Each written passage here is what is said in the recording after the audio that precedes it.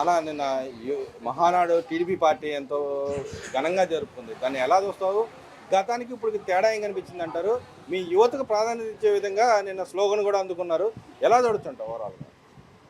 Sir Andhra Pradesh చరిత్రలో అంటే ఉమ్మడి ఆంధ్రప్రదేశ్ చరిత్రలో యువతకి ఫస్ట్ టైం రాజకీయ అవకాశాలు ఇచ్చింది ఏదైనా పార్టీ ఉందంటే అది తెలుగుదేశమే. అది నందమూరి తారక రామారావు గారు కానివ్వండి, నారా చంద్ర నారా చంద్రబాబు నాయుడు గారు కానివ్వండి, నారా లోకేష్ గారు కానివ్వండి, ఎవరైనా సరే యువతకి ప్రాతినిధ్యం ఇచ్చి యువతని రాజకీయంలోకి రావడానికి ఒక దిశ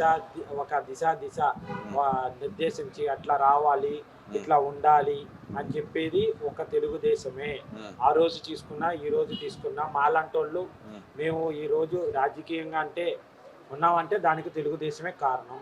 దానికి మాకు ఒక అనుబంధ విభాగాలు ఉంటాయి.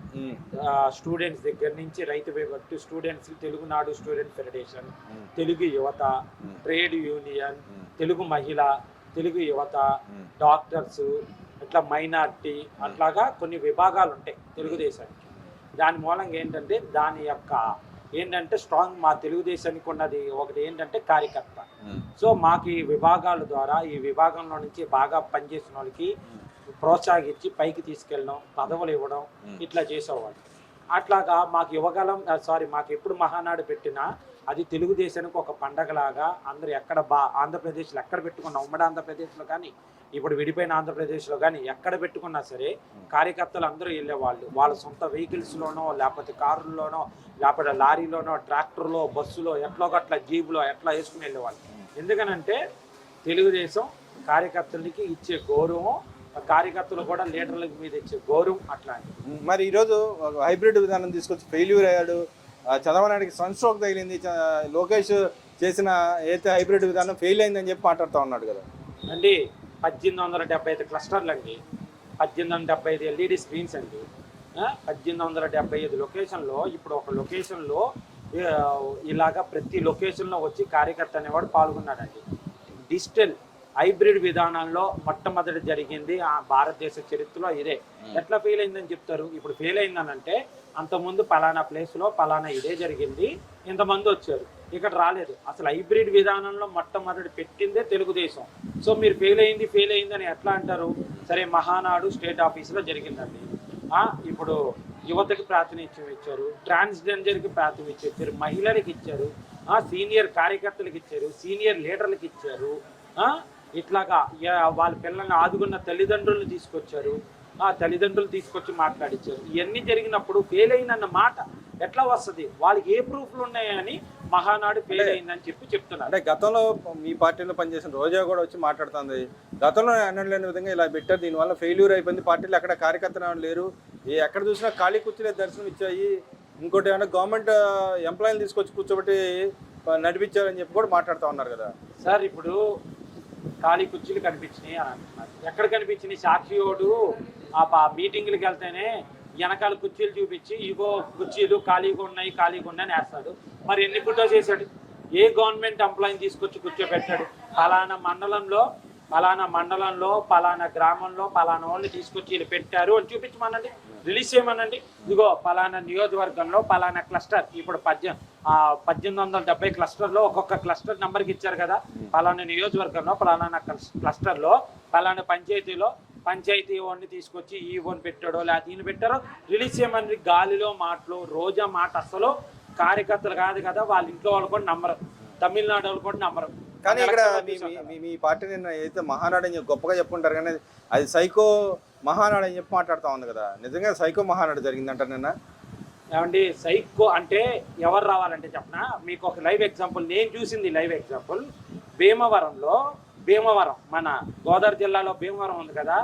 లోకేష్ గారి యువగలం పాదయాత్ర వెళ్ళినప్పుడు వైసీపీ మోకలు అక్కడ అల్లరి చేయడానికి రెడీగా ఉన్నారు.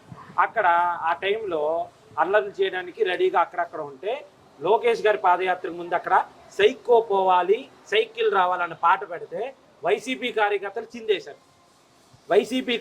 ఆ పాటకి చిందేశారు. అంటే సైకో ఎవరు ఇక్కడ? వాళ్ళే ఒప్పుకున్నారు. ఇంకా మేమో కాదు, వాళ్ళని ఎరిపప్పలు మయమానక్కర్లేదు, వాళ్ళకంతటా వాళ్ళే ఎరిపప్పులు అయిపోతారు. అదే ఎరిపప్పులు ఏంది? వాళ్ళ నాయకులకి చాలా స్ట్రాంగ్ గా ఉండే రేపు జనాల్లో ఉన్న నాయకులు అంట కదా, పక్క రాష్ట్రంలో పెట్టినా కూడా గెలిపించే సామర్థ్యం మొన్న నాయకుడు అంట కదా. మరి ఆ ఫోటో ఇక్కడ ఏదో చూపించుంటే మన ఏడే గెలిచేవాళ్ళు కదా. ఇప్పుడు స్టాలిన్ కి ఫోటో చూపించాడు, అక్కడ గెలిచాడు అన్నాం. మరి ఆ ఫోటో ఇక్కడ లేదా? అప్పుడు దొరకలేదా? లేకపోతే అప్పుడైనా దోషాలు ఉన్నాయి ఆ ఫోటోకి చూపిస్తే అక్కడ పడిపోయినాయా అంటే మరి ఆ ఫోటో ఇక్కడ చూపించచ్చు కదా. రోజా నియోజకవర్గం ఎందుకు చూపించలేకపోయింది? సో కొడాలి నాని నియోజకవర్గంలో ఎందుకు చూపించపోయినని? రాష్ట్రం మొత్తం మీద వైసీపీకి వచ్చిన ఓట్ల శాతం 39% అయితే గుడివాడలో కొడాలి నానికి వచ్చిన ఓటు శాతం 33%. మరి అక్కడ ఉన్న బూత్ కోటి, వార్డు కోటి, సందు కోటి జగన్మోహన్ రెడ్డి ఫోటో వేసింటే మరి గెలిచేవాడు కదా కొడాలి నాని, రోజా కూడా గెలిచేది కదా. మరి అక్కడ చూపించింది ఇక్కడ చూపించిన ఎందుకు చూపించలేకపోయారు? ఆల్రెడీ చూపించాడు, గంట అరగంట ఒకసారి చూపించాడు. దాని తర్వాత హిందూపురం ఎమ్మెల్యే ఒకసారి చూపించేటప్పటికి జనాలు భయపడి మీకు వద్దు, మీ ఫోటో వద్దు, ఏం వద్దు రా బాబు అని చెప్పి 11 సీట్లు అంటే భారతదేశం మొత్తం మీద వాళ్ళ అది అంటే ఎమ్మెల్యేలు కానీ ఎంపీలు కానీ ప్రాతినిధ్యం వస్తున్న పార్టీలు 35 పార్టీలు. 35 పార్టీల్లో 34 పార్టీలకు ప్రతిపక్ష హోదా ఉంది. ఒకే ఒక పార్టీకి ప్రతిపక్ష హోదా లేదు, అదే జగన్మోహన్ రెడ్డి పార్టీ. మరి ఈరోజు కొడాలని కూడా వచ్చి మాట్లాడుతూ ఉన్నాడు. గతంలో మహానాడు అంటే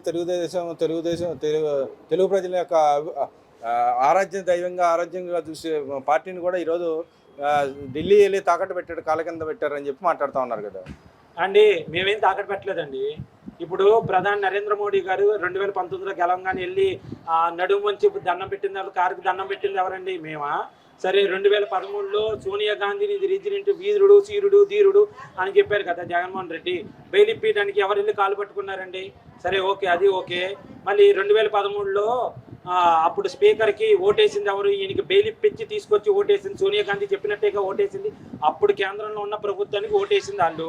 2014, 19 మధ్యన కానీ 19, 24 మధ్యన కానీ అడగకుండానే బీజేపీ ప్రభుత్వానికి కానీ బీజేపీ బిల్లులకు కానీ అన్నిటికీ మద్దతు ఇచ్చేది ఎవరండి? ఇప్పుడు మొన్న 33% రిజర్వేషన్కి మహిళలకి సెంట్రల్ గవర్నమెంట్లో పార్లమెంట్లో వీగిపోయింది. కానీ మరి వైసీపీ గవర్నమెంట్, వైసీపీ ఎమ్మెల్యేలు అక్కడ ఎందుకు ఓటేశారు? ఇక్కడ బీజేపీ చేతుల్లో ఓడిపోయిన ఎంపీలు ఉన్నారు కదా. ఇప్పుడు రాజమండ్రిలో బీజేపీ చేతిలో ఓడిపోయిన ఉన్నాడు. అప్పుడు సెంట్రల్ గవర్నమెంట్లో పార్లమెంట్లో చేయకూడదు కదా, మరి ఎందుకు ఎత్తారు? సో ఇక్కడ ఏంటంటే వీరుడు, దూరుడు, సూర్యుడు అన్నారు కాబట్టి ప్రతిసారి ఏ పార్టీ అధికారంలో ఉంటే వాళ్ళు కాలు మొక్కుతా బాధ్యత అనేవాడు ఎవరంటే జగన్మోహన్ రెడ్డి గారు.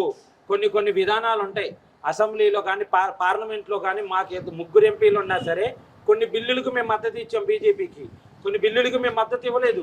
అట్లా ఉండాలి అంతే తప్ప అయిన దానికి కాని దానికి జై ఊసూరు జై అన్నట్టు బీజేపీ వాళ్ళు బిల్లు అయ్యయ్యయ్య వచ్చేస్తున్నాయి. ఆ బిల్లు ఏం బిల్లు సార్? బిల్లుకి ఇవ్వాలా, చేయత్తాలా? ఏ బిల్లు కూడా అడగడం ఉన్నదో అది చెప్తాడు ఆ మిథున్ రెడ్డికి.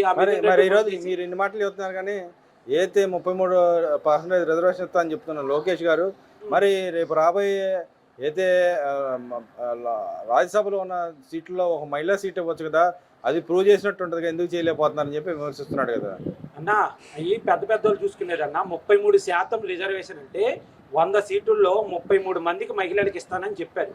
అవి దాని ప్రకారం జరుగుతూ ఉంటుంది. 33% ప్రకారము ఇప్పుడు లోకల్ బాడీ ఎలక్షన్లో కానీ, ఎంపీ సీట్లలో కానీ, ఎమ్మెల్యే సీట్లలో కానీ, ఎంపీటీసీల్లో కానీ, జెడ్పీటీసీల్లో కానీ, సర్పంచుల్లో కానీ, ఊళ్ళో గ్రామస్థాయి ఎలక్షన్లో కానీ వాటికన్నిటికీ 33% రిజర్వేషన్ వస్తుంది, ఇస్తారు. మరి మీరు ఎంతమంది మహిళలకు ఇచ్చారు రాజ్యసభ సీట్లు? మీరు ఎంతమంది మహిళలకు ఇచ్చారు రాజ్యసభ సీట్ అది చెప్పండి. మహిళలకి మీరు ఇచ్చిన గౌరవం ఏంటి? మేము స్పీకర్ ఇచ్చాం, మహిళకి స్పీకర్ ఇచ్చాం, మీరు ఇచ్చారా? మీరు చేశారా? మేము ఒక మహిళకి రాష్ట్రపతి చేయడానికి మేము సపోర్ట్ చేసాం మేము. మరి మీరు అడగకుండానే మీరు వెళ్ళి సపోర్ట్ చేశారు కదా. మీరు తల్లికి చెల్లికి గౌరవం ఉన్నాను కానీ 33% రిజర్వేషన్ గురించి నువ్వు వచ్చి మాట్లాడుతున్నావు. కానీ ఇక్కడ రోజా అంటుంది కదా 33% రిజర్వేషన్ పక్కన పెడితే సొంత చెల్లికి ఎంతో ఆస్తి దానం చేశాడు జగన్మోహన్ రెడ్డి. మరి షర్మిల గారు ఎందుకు వచ్చి బయటకు వచ్చి మరి అన్నీ చేస్తారు? షర్మిల గారి మీద, విజయం గారి మీద ట్రిబ్యునల్లో కేసులు ఎవరు వేశారంటే ఆత్మహత్య చేసిందా? అంటే చనిపోయిన రాజశేఖర రెడ్డి పైనుంచి వచ్చి కేసు వేసారా ఏంటి? ఈయనగా కేసు వేసింది. నా తల్లి నా చెల్లి అన్నీ పక్కకు పెట్టి ఆస్తి గొడవలు ఉంటాయి. సునీతమ్మ గారు ఎందుకు వేశారు నీ మీద కేసు? సునీతమ్మ గారు ఎందుకు పోరాడుతున్నారు? సో మరి ఇట్లాగా మహిళలు టార్చర్ పెట్టారు. సుకన్య అన్న అంబాటి రాంబాబుని ఎందుకు ఉంచారు? గంట మరి విప్పతీసి చూపించిన గోరంట్ల మాధవ్ గారిని ఎందుకు చూపించారు? జుట్టు పట్టుకున్న మహిళా కార్యకర్తలు లీడర్ని ఎందుకు పెడుతున్నారు? మహిళల్ని గౌరవం లేకుండా ఈ ఇష్టం వచ్చినట్టు మాట్లాడిన నాయకుల్ని ఎందుకు వచ్చిన? నువ్వు 33% రిజర్వేషన్ ముందు పక్కన పెడితే సోషల్ మీడియాలో కానీ అసలు మాకైతే కొన్ని విభాగాలు ఉంటాయండి. మాకేంటి టీఎన్ఎస్ఎఫ్, తెలుగు అట్లా వాళ్ళకి కూడా కొన్ని విభాగాలు ఉన్నాయి. ఆ విభాగాలు ఏంటో నేను మీకు చెప్తాను చూడండి ఒకసారి. గంజాయి బ్యాచ్, గంజాయి బ్యాచ్ వాళ్ళకి 2014-19 వరకు గంజాయి పెద్దగా దొరికేది కాదు. దొరకదని నేను అనట్లేదు, కానీ గంజాయిని ఓపెన్ మార్కెట్ చేసి 2019-24 మధ్యన ప్రజల చిన్న పిల్లవాడికి కూడా అవైలబుల్ చేసింది ఎవరు? జగన్మోహన్ రెడ్డి. దానికి ఒక బ్యాచ్ ఉంది, గంజాయి బ్యాచ్. గొడ్డల పార్టీకి కొన్ని 7 ఇది గంజాయి బ్యాచ్, బ్లేడ్ బ్యాచ్. సోషల్ మీడియాలో సైకోల్ బ్యాచ్. సోషల్ మీడియాలో ఏంటంటే ఒక మహిళ కానీ లేకపోతే ఎవరైనా కానీ, ఇప్పుడు నేనే ఉన్నానండి, అమరావతి మద్దతుగా నేను మాట్లాడినప్పుడు కమ్మోడు కమ్మోడు కమ్మోడు అని తిట్టాడు. వీడికి అమరావతిలో స్థలం ఉంది అన్నాడు. నీకు కమ్మోడిని కాదు, నాకు అమరావతిలో స్థలమో లేదు. సో ఇట్లాగా క్యారెక్టరైజేషన్ చేయడానికి, వాడిని తిట్టడానికి ఒక బ్యాచ్ ఉంటుంది. దాంతో ఫేక్ ప్రచారాల కోసం. అంటే ఇప్పుడు ఇలా ఫేక్ ప్రచారం ఎట్లా ఉంటుందంటే, బాబు గారు మొన్న కూర వండేసిన తర్వాత గిన్నె పొయ్యి మీదే ఉంటుంది. ఏ ఇంట్లో అయినా సరే అన్నం పెట్టుకునేటప్పుడు అన్నం గిన్నె పొయ్యి మీదే ఉంటుంది, కూర గిన్నె పొయ్యి మీద ఉంటుంది, లేకపోతే గట్టు మీద ఉంటుంది. పొయ్యి మీద కట్టేసిన పొయ్యి మీద కూర ప్లేట్లో పెట్టుకోండి అంటే పొయ్యి ఆర్పేసి వంట చేస్తున్న చంద్రబాబు నాయుడు. ఇట్లాంటివి ఉంటాయి. లేకపోతే లోకేష్ మీద గారికి వచ్చేటప్పటికి ఎట్లా ఉండేది, డిఎస్సిలో మరి ఆ రోజు డిఎస్సిలో అవకతవకలు జరిగినాయి, అవి చేసినాయి అన్నాడు. మరి ఒక్క డిఎస్సి వాడు కూడా ఎందుకు కేసు వేయలేదు? డిఎస్సి రిజల్ట్ వచ్చిన తర్వాత, జాబ్ తీసుకున్న తర్వాత ఒక్కరు కూడా ఎందుకు కేసు వేయలేదు? నీలాగా ఓఎంఆర్ షీట్లు పెద్దిరెడ్డి ఇంట్లో వాళ్ళ చేత దుద్ది లేదు కదా. ఈ రోజు కూడా దాని డైవర్షన్ కోసం మహానాడు పెట్టాడు కదా. మహానాడు ప్రతి సంవత్సరం ఉంటుంది అన్న, ప్రతి 2 సంవత్సరాలకో సంవత్సరానికో. అది పార్టీ కార్యకర్తలు పండగలా జరిపి, ఇప్పుడు సంక్రాంతి అట్లాగో హిందువులకి, ముస్లిమ్స్కి రంజాన్ అట్లాగో, క్రిస్టియన్స్కి క్రిస్మస్ అట్లాగో, ఒక్కొక్క మతానికి ఒక్కొక్క రోజు అట్లాగో తెలుగుదేశం కార్యకర్తలకి మహానాడు అనేది ఒక పండగ. దానికోసం వీళ్ళు చెప్పే డైవర్షన్ కోసం అసలు మేము చేసిన పనులు మాకు చెప్పుకోవడానికే మాకు టైం దొరకట్లేదు అయ్యా అంటే మళ్ళీ డైవర్షన్. ఏది రాష్ట్రంలో జరిగే అభివృద్ధి పనులు, ఓ పక్కన రాయల్ ఎన్ఫీల్డ్ తీసుకొచ్చాడు, క్యారియర్ ఏసీ తీసుకొచ్చాడు, యుద్ధ విమానాలు తయారు చేసే యూనిట్లు తీసుకొచ్చారు, శ్రీ సిటీని డెవలప్ చేస్తున్నాడు. అవన్నీ చేసి చెప్పుకోవడానికి మాకు టైం లేదురా అంటే ఈ మహానాడు పెట్టి వీళ్ళ మీద చెప్పుకోవడానికి మళ్ళీ మహానాడు. అసలు మహానాడులో మీ పేరు ఎత్తడమే దండక పని. అంటే ఇప్పుడు జగన్మోహన్ రెడ్డి సమన్వయం చేశారంటే మహానాడు మొత్తం ఏంటండి, మహానాడు మొత్తం జగన్మోహన్ రెడ్డి పేరు మారుమోగిందంట కదా. ఎవరు చెప్పారండి జగన్మోహన్ రెడ్డి గారు? ఇప్పుడు నేను ఇప్పుడు లోకేష్ గారు మాట్లాడింది దాన్ని చూసి, ఆ పయ్యావుల కేశవ గారు మాట్లాడి ఆయన ఏమన్నారు, జగన్మోహన్ రెడ్డి ఇట్లా